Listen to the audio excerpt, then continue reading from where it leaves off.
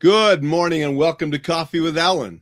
I'm here with the Wisdom Cup because I have a special guest, Jason Brick, today, who's going to share some wisdom about staying safe.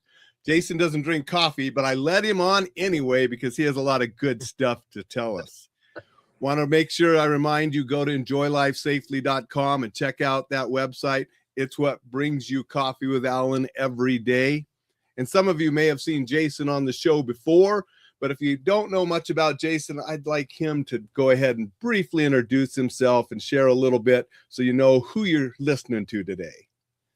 Hi, y'all. Thank you so much for having me on again, Alan. I'm Jason. I spent the first half of my adult life in martial arts security consulting, did a little bodyguard work, did a little bouncing, and then transitioned to journalism and freelance writing. And about 5 years ago, I kind of crossed the streams, as they say in Ghostbusters, and started my project Safest Family on the Block, where I take my experience as a martial artist, as a journalist, and as a father, and I interview subject matter experts like you, Alan. You were one of my early interviews about every possible idea around family safety. So I'll have a violence prevention specialist like Alan on 1 week, and I'll have a police officer on the next. Then I'll have a paramedic. Then I'll have a nutritionist. Then I'll have a counselor. Anything I can find to help me keep my family safer, and then share with everyone else about how they can keep their family safer. I try to get on the show and just wring them dry of information. That's awesome, Jason.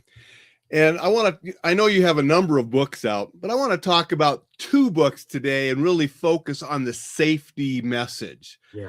And I helped, I contributed a little to both of these books, which I was very proud and honored to do.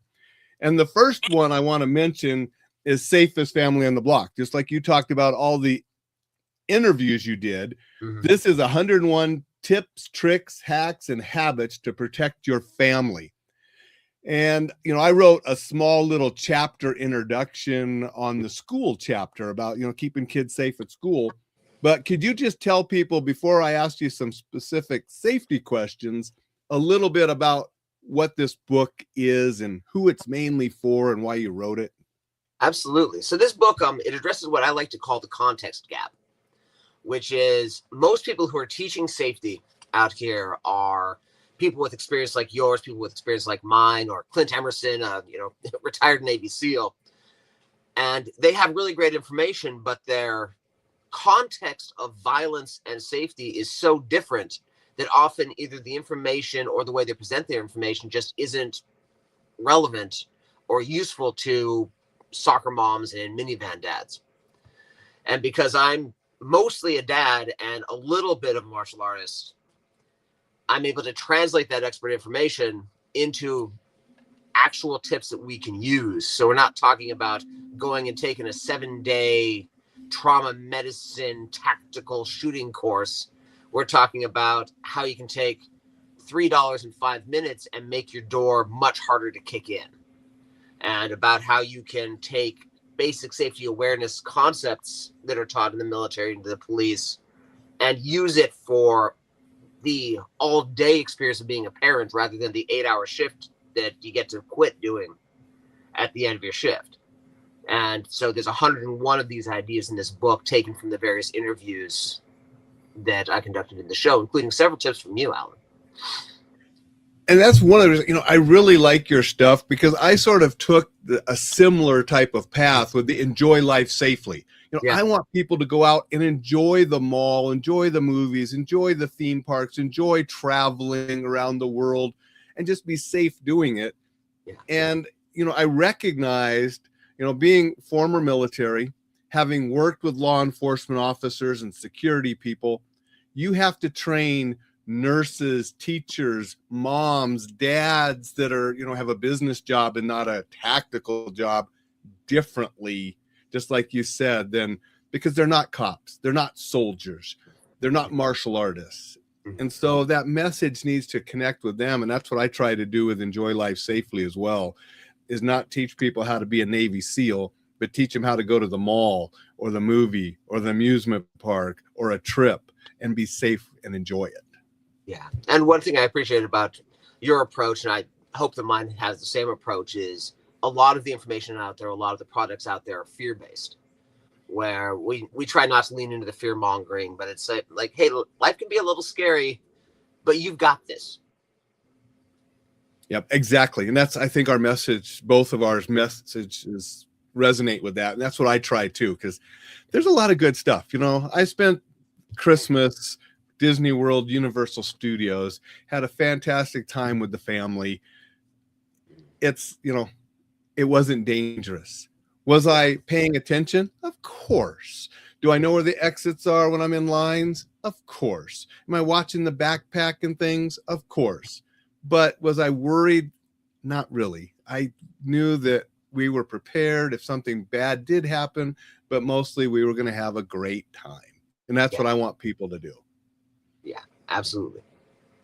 So, got this book, and I'm a parent, and I have little kids, not even in school yet. What's a strong tip you would recommend to keeping those toddlers, not even in school yet, maybe they're still in the stroller and you're carrying them, to keep them safe while you're out and about? Okay, for the littlest ones, when you're out and about, some of the better tips are, keeping that physical contact. If they're strapped into a stroller, that's good. Going to keep one hand on the stroller.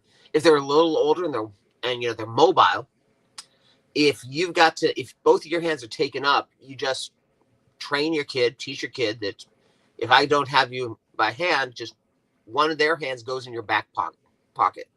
If you wear clothes with pockets, and if not, one of your hands is gripping the dress or the jacket, and that way you can always feel them, and more importantly, feel their absence immediately. It's just a little thing.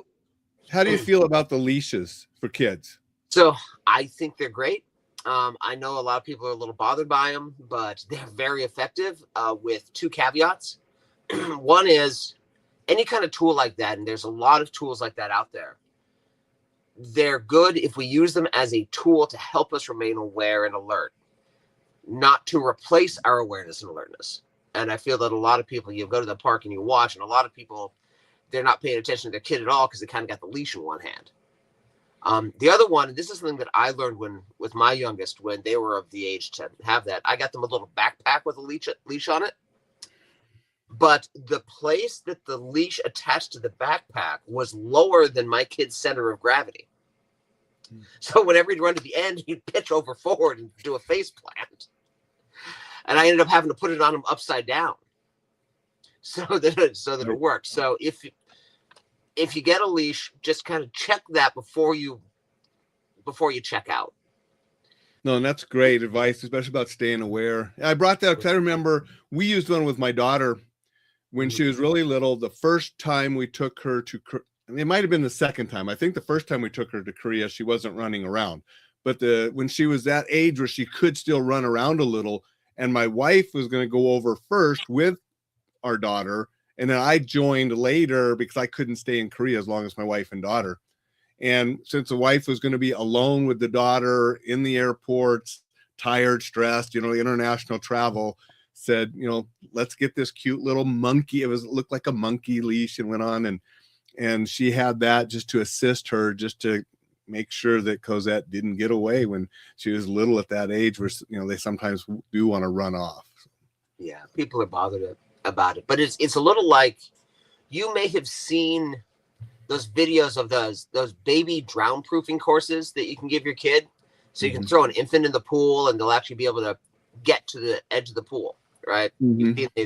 Turns out that there's a slightly higher instances of drowning of kids who've taken those courses than kids who haven't. And it's not because teaching a kid to do that's going to make them more likely to drown. What it is that their parents watch them less around water. Right. They figure they're okay, so they ignore it. Yep. Yeah. And and the same thing applies to the leashes. And so that's why it's a tool to help us be aware, not a replacement for our awareness. Nope. Good advice. Kids get a little older. Now they're in elementary school. What do you tell parents? What's a really good tip to tell an elementary school kids' parents to help keep the kids safe at that age? So honestly, two things. The first one is that a lot of parents worry about talking to their kids about safety because they're afraid that they'll frighten the child. But the truth is that, especially in this day and age, with the internet, with the friends at school and everything, by the time they're old enough to understand a conversation about insert safety topic here, they've already been exposed to the idea. And so your choice isn't between your kid knowing school shootings happen and not knowing school shootings happen and being more or less afraid. It's between them knowing school shootings happen and wondering if mom and dad have a plan for it and are helping, or knowing that mom and dad have a plan for it and are helping, and being able to be part of developing a plan for their own safety. And I feel one of those is a clearly better answer. So involve your kid in your safety planning. Show them what you're doing to keep them safe. Show them what they can do to keep them safe in an age-appropriate and non-threatening manner. But definitely involve them in the conversation as early as kindergarten. And then the other one that I really recommend is investing in the emotional bank account. I think a lot of us, folks our age, we grew up with parents who, meaning perfectly well, really believed that it was part of their parental responsibility that if our kid had a bad day, flunked a test, got in a fight at school, wrecked the car, it was their job to make that day worse by yelling at them, by lecturing them, by adding additional consequences on top of life having kicked them square between the legs an hour earlier. And if we do that when our kids are young and teach them that the last thing they want to do if there's trouble is to involve their parents, then when they're a tween, a teenager, a young adult, and their mistakes are potentially life-threatening and life-altering, they're not going to come to us. But instead, if our little guys have a bad day at school, whatever it is, they get in trouble at school, there will be consequences at school. They get in a fight with a kid, there'll be consequences at school and with that kid. And instead, give them a hug, sit down, say, well, that sucked. What are we going to do about it? Not trying to remove the consequences and give them a life without consequences, but be on their team and help them meet those consequences with maturity and grace. And if we start that in early elementary, that investment is going to pay off during those much more fraught and dangerous years when they get into the double digits and up into their 20s and adulthood. No, that's great advice. And, and I love the planning and including them in the planning. I'm a firm believer in having a plan, but I also think Eisenhower was correct when he says it's not the plan, it's the planning, because plans don't work out the way you want them to, but the process of developing the plan is what's really important when something happens later. Absolutely. I mean, that's the heart and soul of martial arts training, to have a plan for violence. You're probably never going to get into a violent situation, and if you do, it's not going to match the technique A3 from your Orange Belt curriculum. But if you have a plan ahead of time, you're not making it up as you go along as much, and you move a little faster, you move a little more certainly, and you project the confidence that predators try to avoid. Exactly. So now we did get up into the high school age. I got high school age kids now. What's one of the best tips you can give a parent keeping high school kids safe? Invite their kids to dinner. Sorry, not their kids. Invite their friends to dinner. Invite their romantic partners together. So you're not inviting their kids to dinner right away. But have their friends, especially their boyfriends, girlfriends, over for dinner. I mean, there's a raft of research that says family dinner is really good for kids, and especially teens and tweens. And if you have their friends over, their close friends, and especially those romantic partners over to dinner, you're modeling for those friends what you want for this person who might very well end up being married to your kid. What you want for their, for their household, for their grandkids. You get to know them.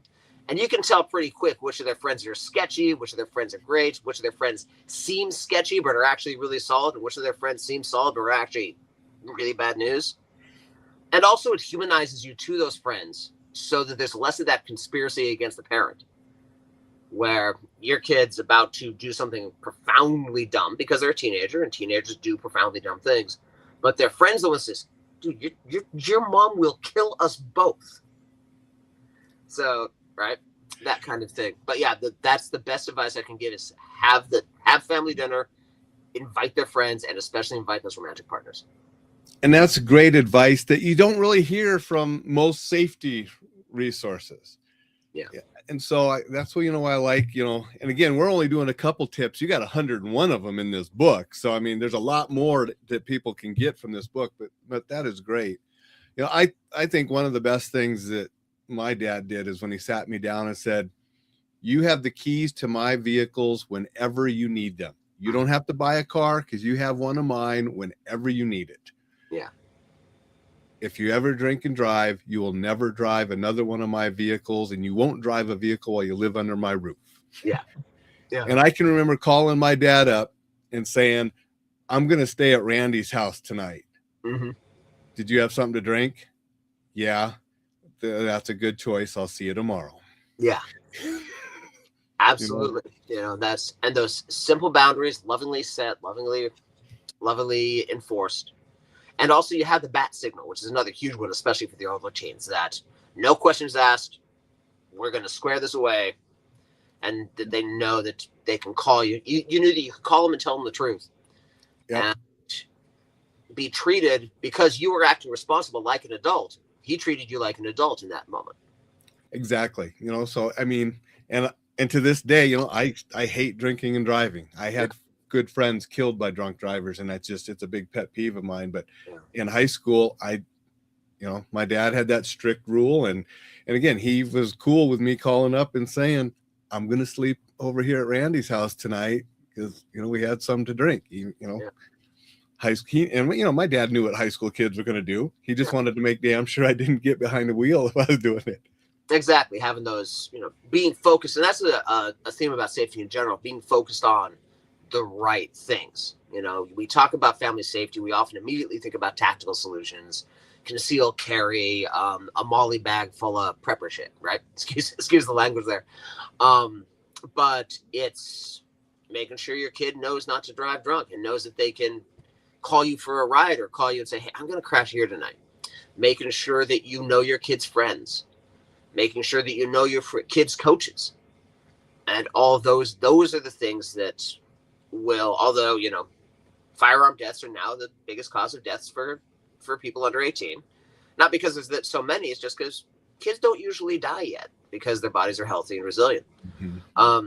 But it's still a vanishingly small source of harm as compared to all these other things that we need to keep our eyes on instead of focusing on the, if it bleeds, it leads, splashy headline stuff. No, and that is great. Dixon said howdy to you, Jason. So, hey, Dixon. So we're through high school. Let's do one more. Got a college age kid. What is good advice for college age kid that you might have? So the two big ones are, first of all, send them a text a couple times a week. Because I'm kind of forgetful. I've got that absent-minded professor thing going on. I have alarms in my phone. I've got 2 kids over 20, and I've got one of them I text on Mondays and Wednesdays. One of them I text on Tuesdays and Thursdays. I've got alarms in my phone to do it. Just a little quick check-in. You're not calling them on the phone and interrupting them in class or at a party or whatever. And it can be something as simple as a meme you saw on Facebook that you thought they'd find funny. And just keep those lines of communication open. Remind them that you're thinking of them. And then that helps. And it helps them remember that if they got trouble, if they got questions, they know exactly who to go to. Yeah. And then, yeah. That is awesome. Yeah. It helps. I don't know about awesome, but it helps. And it's these small things, right? I mean, those were some great tips. And I just want to remind everybody, where's the best place they can get this book? Amazon? So it's everywhere. Amazon, Barnes & Noble. My favorite right now is bookshop.org. It's an online book selling platform where you create an account when you sign in, and when you create that account, you designate an independent bookstore somewhere in the country, whether it's your local, whether it's one you were real fond of as a kid, doesn't matter. If they've got a relationship with bookshop.org, you can choose it. And then whenever you go buy a book, the process is very much like Amazon. It takes a little longer to get there. It costs a little bit more, but not much more. And then the website actually pays that bookstore you designated as though you had walked in the door and bought it right there on site. Wow. It's a great way to support local businesses and support independent bookstores. Great. Yeah. And what I recommend you do is you buy a copy and you keep it in the car, because parents don't have time. But you'll be waiting for your kid to get out of school in line at the school. You'll be sitting there idle while they're at their soccer practice. Parents spend a lot of time just kind of waiting for their kids. And each of the tips is only 500 words or so. It's a 2-minute read. So you keep it in the car and you just kind of page through it while you're doing your parent thing and waiting for your kids. Great advice. And I talked briefly about this on last Saturday when I was doing some books, because I read this again. I read a preview copy way back when you were writing it, but I read it again and talked about it Saturday. And as I said on Saturday, if you're a parent, excellent book. If you're not a parent, there's still some good safety stuff that's relevant, but this really is for parents. Yeah. And I recommend it highly if you have kids at any of those ages, especially if you have little kids, because there's stuff that will help you as they get older, just like we talked about the different ages today. Well, thank you so much, Alan. I just hope it's helpful. And if it's not helpful, I hope it's amusing. And then the other book, I also contributed a chapter to this. Yeah. Is we have There I Was When Nothing Happened. Tell people how you got this idea and what this book is about a little bit. Sure thing. So how this book happened was I was doing the show, and although I do try to branch out beyond crime prevention, a lot of my initial contacts were in the crime prevention field. And I kept talking to all these certified stone badasses, like you, like Mark McYoung, like Rory Miller. And they were all so nice. And they all had so many stories about avoiding violence as opposed to getting into a tussle. And so I got 50 different violence professionals to tell stories about times that there was almost violence, but they prevented the violence.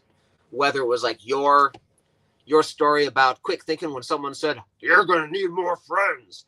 And you pointed out that you both had military tattoos and said, aren't we already friends? And then you spent the rest of the night drinking and talking about heavy metal.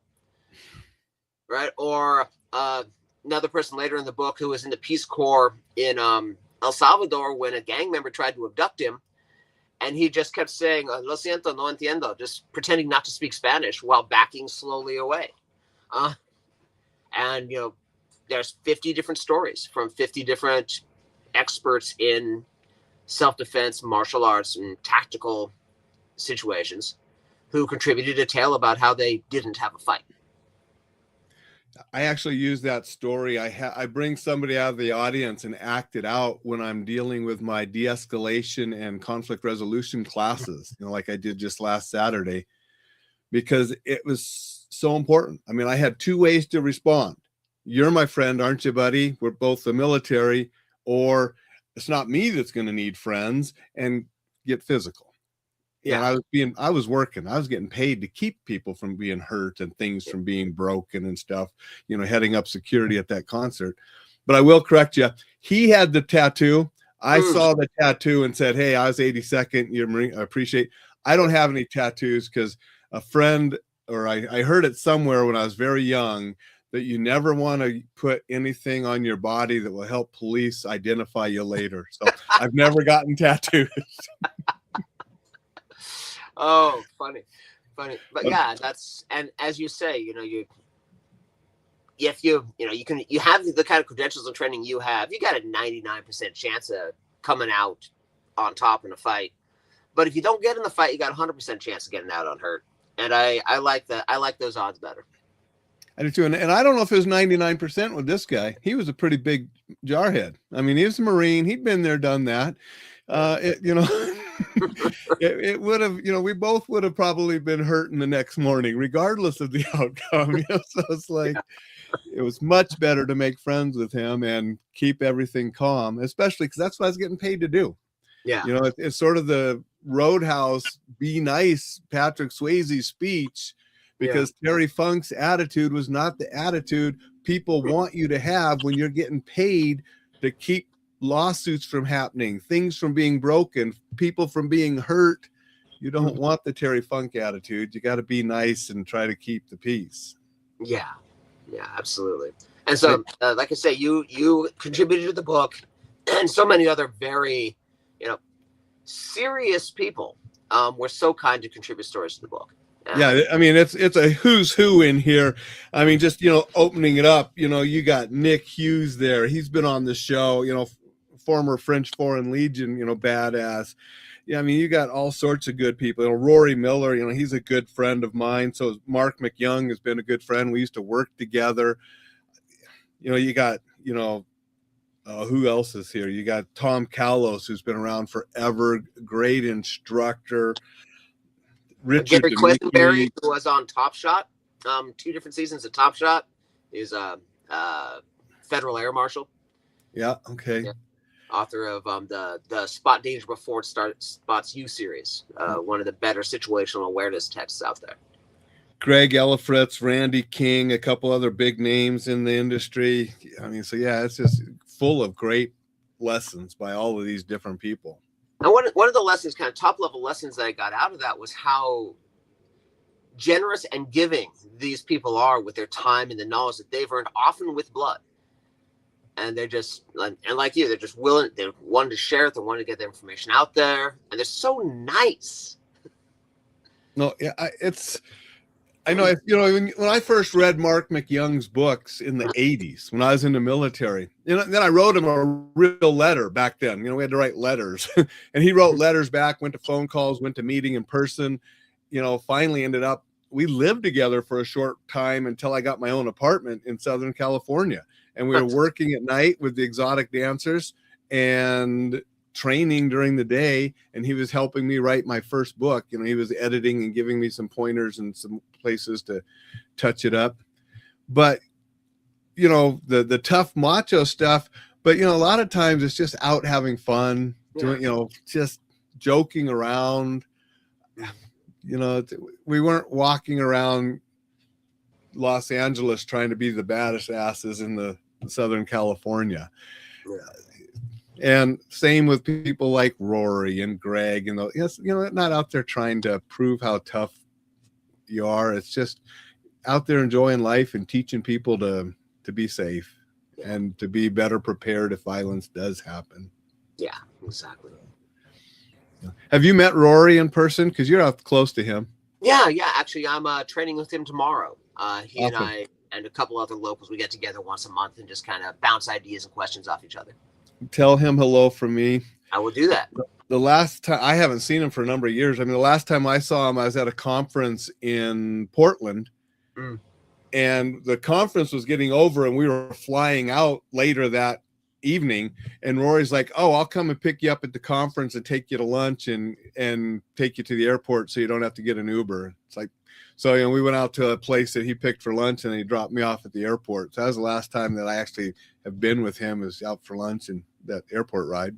He's a very, very giving guy that way. I actually have very similar. When he and I became friends, we were both speaking on a nonfiction writing panel at a conference in Portland, and noticed that we were standing in the exact same stance, in the exact same way. Like, hey, you train. Exactly.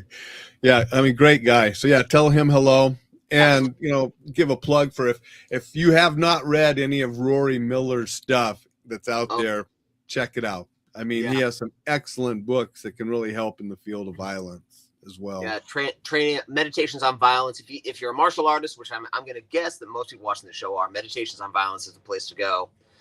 If you're not a martial artist, his conflict communication book is probably the best starting point. Yep. Yeah. No, both excellent reads. Some great information.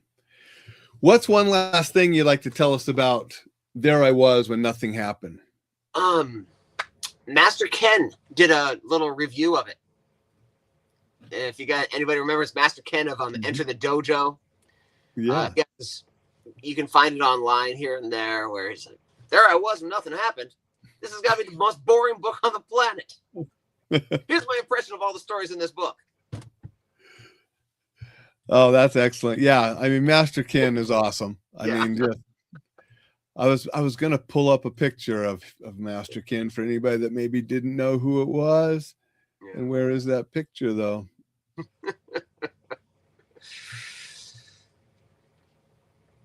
Oh, I couldn't find it. Yeah, I mean, excellent stuff. Yeah, he's a very funny show. Anybody who does martial arts recognizes every character in that show immediately. And it's just a very, very, very good, funny send up of the weirder parts of this particular culture. There's Master Ken. Yeah. For anybody that might not know who he is. So excellent, excellent.